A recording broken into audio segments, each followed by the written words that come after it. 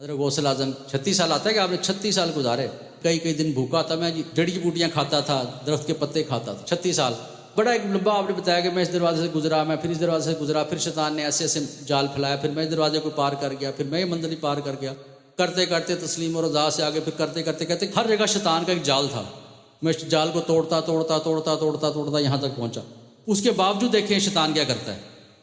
آپ دیکھتے ہیں کہ وہ نور ہے آپ کے سامنے آیا، وہ نور کہتا ہے میں اللہ ہوں، اے عبد القادر میں خوش ہو کے تجھے میں نماز معاف کرتا ہوں، تو نے بہت محنت کی، بہت ریاضت کی، اب میں تجھ سے اتنا راضی ہو گیا ہوں، تجھے نماز معاف کرتا ہوں. اب وہ نا سارا ماحول بڑا نورانی تھا، ہر طرف نور ہی نور تھا. حضرت غوث اعظم دیکھ کے سوچنے لگے کہ یہ کیسے سکتا ہے، اگر اللہ نے نماز معاف کری تو اپنے محبوب کو کرتا. اللہ نے اپنے محبوب کو نماز نہیں معاف کی. اللہ کے محبوب فرمایا کہ نماز میری آنکھوں کی ٹھنڈک ہے، نماز میرے دل کا قرار ہے، نماز دین کا ستون ہے، تو یہ کیسے اللہ مجھے کہہ سکتا ہے. آپ نے فوراً لا حول ولا قوت الا باللہ پڑھی. پڑھنے کی دیر تھی کہ وہ جو نور تھا نا وہ ایک دم اندھیرا ہو گیا، دھواں سا بن گیا. تو وہ شیطان پھر کہنے لگا کہ آپ کے علم نے آپ کو بچا لیا. پھر اس نے وار کیا، میں کہ نہیں، علم نے نہیں، اللہ کے فضل نے مجھے بچا لیا.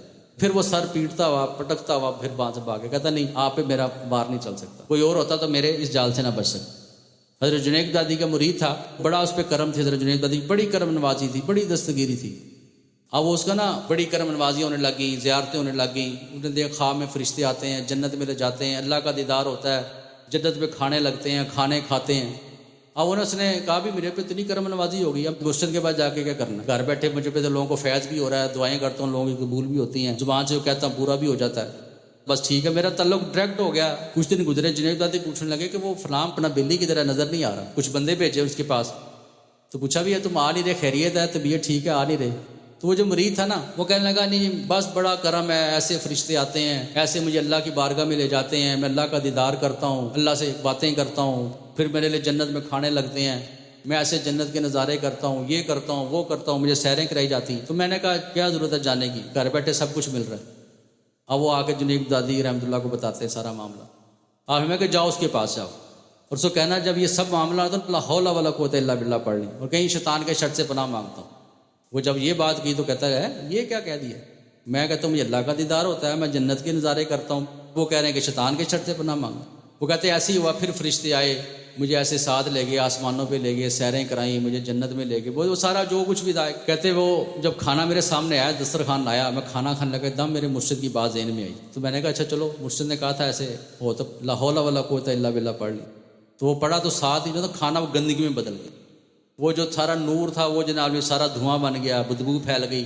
کہتے ہیں وہ یہ کیا ہوا، ایک دم سر پکڑ کے بیٹھ گئے، وہ یہ کیا. وہ پھر سمجھے تو سارا شیطان نے جال بنا ہوا تھا، وہ شیطان میرے ساتھ ایسے کھیل رہا تھا. شیطان جو تھا وہ کہتا تھا بس مرشد کے پاس جانے کی ضرورت ہے، گھر بیٹھے تیرے پہ کرم نوازیاں بھی ہو رہی ہیں. وہ جڑ کاٹی نا، اصل میں جڑ کاٹو تو سارا دل خود بخود سوکھ جاتا ہے. تو شیطان جڑ کاٹتا ہے، وہ یہ نہیں کہتا نمازیں نہ پڑھو، باتیں نہ کرو، ایسے نہ کرو، سب کہتا سارا کچھ کرو. وہ کہتا ہے جڑ کاٹو، بس اس کو یہاں سے اکھیڑو، یہاں سے اکھڑے گا سارا اسی کا پھل ہے، اسی جگہ سے پھل لگا تو اسی جگہ سے اس کی جڑ کاٹو تاکہ خود ہی ختم سوکھ جائے گا، گل چھڑ جائے. تو پھر وہ آ کے جنید دادی رحمۃ اللہ کی بارگاہ میں آیا، قدموں میں گر گیا، عرض کیا کہ حضور معافی دے دیں، غلطی ہو گئی، اب آپ کے دامن سے وہ بستا رہوں گا، آپ کے دامن کو نہیں چھوڑ کے جاؤں گا. آپ نے پھر کرم فرمایا. اور ہم کس کھیت کی مولی ہیں بھائی، ہمیں کیسے کیسے شیطان ہم سے کھیلتا ہوگا، ہمیں پتہ بھی نہیں ہے، کیسے کیسے ہمیں گمراہ کرتا ہے، کیسے کیسے برائی پہ لگاتا ہے، ہمیں پتہ بھی، خبر بھی نہیں ہونی. تو جب تک انسان اپنی ذات کی نفی نہیں نہ کرتا، یہی ہے فنا ہونا. اور یہ عشق کے بغیر نصیب نہیں ہوتا، یہ عشق کے بغیر نصیب نہیں ہوتا. یاد رکھے جو بندے کے اندر کی میں نا، یہ میں کو اللہ تعالیٰ نے 3000 سال رکھا جہنم میں، نفس کو 1000 سال رکھا جہنم میں. نکالا پوچھا تو کون ہے، کہتا میں ہوں، تو ہی ہے. پھر اللہ نے اسے 1000 سال جہنم میں رکھا نفس کو. پھر نکالا پوچھا بتا تو کون ہے، کہتا میں ہی ہوں، تو ہی ہے. پھر 1000 سال رکھا، پھر نکالا، پھر اس نے یہی کہا کہ میں ہی ہوں. یہ اللہ کے ولی کا کمال ہے. یہ اللہ کا ولی کو اللہ نے نشانے دیے کہ جب وہ نفس ولی میں جاتا ہے، یہ اللہ کا ولی ہے جس کو عشق و محبت کا فیض ملا اور اس کی جو وہ میں ختم ہوئی. انسان کی جو عشق ہے نا، اس لیے مولانا فرماتے ہیں عشق شابش تیرا شکریہ، تو میرے سارے غموں کا علاج. جب سے مجھے عشق ملا، فرمایا کہ مجھے سارے دکھوں کا علاج مل گیا، مجھے شفا مل گئی، باطنی شفا مل گئی. ورنہ ہوتا ہے نا، دیکھیں مثال ہے آپ کے باطن کی حسد ہے، بغض ہے، کینہ ہے، تکبر ہے، دنیا خواہشات ہے، لذات ہے، وہ ایک ایک کر کے ختم کرنی پڑتی ہیں، ریاضت کر کے، توجہ کر کے، سمجھا کے وہ ایک بیماری ختم ہوتی ہے. لیکن عشق ایک ایسی چیز ہے جو آتا ہے کہ محبوب کے علاوہ ہر چیز کو جلا دیتی. اس لیے کہتے ہیں کہ عشق والوں کے پاس بیٹھو، فیض ملے گا، تمہیں بھی عشق الہی نصیب ہوگا. وہ چنگاری نا عشق کی، عشق الہی کی، عشق رسول کی، وہ تمہیں عشق والوں سے ملے گی. جیسے آپ عالموں کے پاس بیٹھو گے آپ کو علم کا شوق پیدا ہوگا، قاریوں کے پاس بیٹھا ہو کہ قاری بن جاؤں، دنیا داروں کے پاس بیٹھو کہ آپ کو میں دنیا دار بن جاؤں، آپ MNA وزیر کے پاس بیٹھا ہوگا کہ میں وزیر بن جاؤں۔ یہ انسان کی طبیعت پہ اثرات آتے ہیں جیسے آپ لوگوں کے ماحول میں بیٹھتے ہیں۔ جب عشق و محبت والوں کے پاس بیٹھیں گے آپ کو کہ یار مجھے بھی عشق مل جائے، وہ عشق کی چنگاری آپ کے بھی اندر بڑھکے گی۔ حضرت خواجہ چشتی جو میری آپ فرماتے ہیں اے دل جو شراب عشق پی کے مست ہو چکے ہیں، جو شراب عشق پی کے مست ہو چکے ہیں ان کی مجلس میں آ تاکہ تجھے بھی شراب عشق کا گھون نصیب ہو۔ فرماتے کہ تجھے شراب عشق کا گھون نہیں بھی نصیب ہوتا تو تجھے اس کی بو تو آئے گی نا۔ فرمایا کہ تجھے بو بھی نہیں آتی تو ان کو دیکھ لینا ہی کافی۔ اس لیے آقا علیہ الصلوۃ والسلام نے فرمایا تمہیں نہ بتاؤں تمہیں دنیا اور آخرت کی بھلائی کیسے حاصل ہو؟ صحابہ نے عرض کی یا رسول اللہ ضرور بتائیے۔ فرمایا کہ جو اہل ذکر ہیں ان کی مجلس میں جا کے بیٹھا کرو، وہ ذکر کی کنجی ہیں، ان کے پاس جا کے بیٹھا کرو، ان کے چہروں کو تکا کرو، تمہیں دنیا اور آخرت کی بھلائی حاصل ہوگی۔ وہی جب ان کے پاس بیٹھیں گے آپ کے دل کی کیفیت بدلے گی، وہ دل کی کیفیت بدلنے سے آپ کی زندگی بدلے گی، سوچیں بدلیں گی، زندگی میں تبدیلی آ جائے گی، انقلاب آ جائے گا۔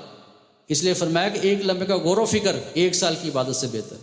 آپ عمل کے ذریعے جنت تک پہنچ سکتے ہیں، عمل کی انتہا جنت ہے، اور جہاں پہ عمل کی انتہا ہوتی ہے وہاں سے عشق کی ابتدا ہوتی ہے۔ اس لیے آپ تعلق جوڑیں اولیاء اللہ کے ساتھ، اللہ کے مقرب بندوں کے ساتھ، اللہ کے ولیوں کے ساتھ۔ امام قرطبی فرماتے ہیں، آپ فرماتے ہیں کتا تھا اصحاب کاف کا، وفاداری کی، جڑ گیا، اللہ نے کتے کو بھی جنتی کر دی ان ولیوں کی سنگت کی وجہ سے۔ فرمایا کہ انسان ہو کے جڑا رہے گا تو کہاں پہنچ جائے۔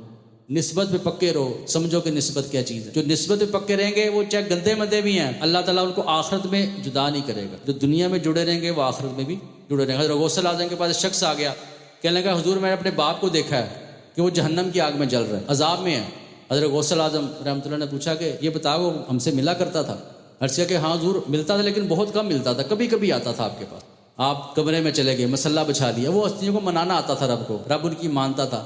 عرض کیا کہ یا اللہ آئے ہمارے پاس، اور تیرا وعدہ نہیں ہے کہ جو تیرے ولیوں کے پاس آئے گا وہ کبھی بدبخت نہیں رہ سکتا، تو یا اللہ وہ آتا تو تھا نا، چاہے کم آتا تھا، آتا تو تھا نا، ہمیں جانتا تو تھا نا۔ تو لوگ کیا کہیں گے بھی عبد القادر کے پاس گیا اور اپنی بخشش نہ کروا سکا، یا اللہ میں رسوا ہو جاؤں گا، آگے تیری مرضی ہے۔ دوبارہ بیٹا آیا، کہنے لگا، کہتا میں جنت میں دیکھا ہے میرا باپ جنت میں پھر رہا ہے، اور کہہ رہا ہے کہ بیٹے غوث اعظم عبد القادر کے دامن سے وابستہ رہنا، ان کا دامن نہ چھوڑنا، مجھ پہ جو کرم ہوا ان کے صدقے ہوا، اللہ ان کے صدقے مجھے جنت عطا کر۔ تو یہ نسبت کا یہ فائدہ ہوتا ہے۔ اس لیے حضور میاں صاحب فرماتے تھے دیکھو جی کم از کم پیر کامل کے 3 فرض ہے، وقت نظام میں مرید کی دستگیری کرے، قبر میں دستگیری کرے، روز محشر اپنے ساتھ جنت میں لے جائے۔ جی دیکھو نسبت سے 3 فائدہ ہوتے ہیں جی۔ جب مرید پر نزا کا عالم ہوتا ہے وہاں شیطان بھی زور لگاتا ہے، پھر وہاں پیر بھی، جیسے وہ میں نے واقعہ سنایا فخر الدین رازی، وہ پیر بھی دستگیری کرتا ہے کہ ایمان سے دنیا سے جائے۔ میرے مرشد فرماتے ہیں کہ مرنے کے بعد ہی تو پتہ چلنا نسبت کا کہ نسبت ہوتی کیا ہے، نسبت کے فائدے کیا ہیں۔ تو جو بھی اللہ کے ولیوں کے دامن سے وابستہ ہے انشاءاللہ اور ولیوں کی نسبت اللہ تعالیٰ حیا کرے گا۔ آپ کو کیا پتا کہ اللہ کتنا ولیوں کا حیا کرتا ہے۔ اللہ پاک ہمیں ان نسبتوں کی قدر کرنے کی توفیق عطا فرمائے۔